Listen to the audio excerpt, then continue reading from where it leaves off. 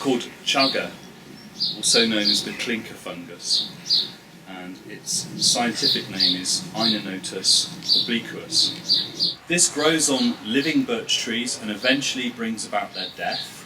It's partly parasitic, but it does seem to inoculate the tree against other diseases for quite a long time. So while it's growing within the trees seem to have an increased resistance to other fungi. For example, this one, which also grows on birch, the tinderhoof.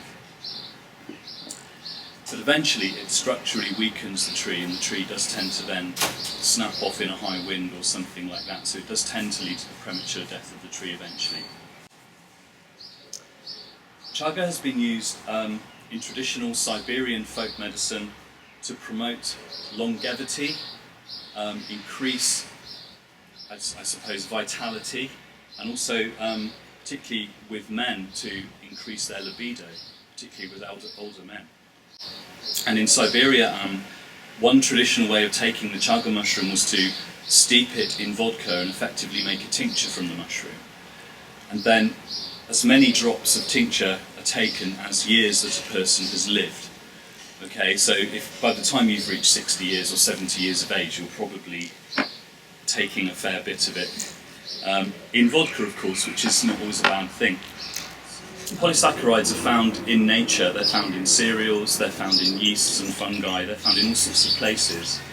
But there's one particular set of polysaccharides, which are polymerized sugars, they're long-chain sugars, that are only found in the mushroom kingdom, in the fungi. And these are the 1,3-D beta-glucans. These mushrooms have, the polysaccharides in these mushrooms have side chains on them which often have proteins attached to them. And if you think of attaching things together in a chain sequence, you've got glucose molecules and some other sugars too, joined together in a long line, and then in various places, side chains coming off which may be more sugars or they may be proteins.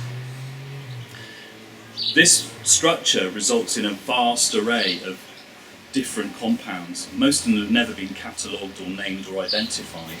And any given mushroom has got, at least hundreds, if not thousands, of these different compounds in it, which accounts for the different spectrum of immunological activity of the mushrooms.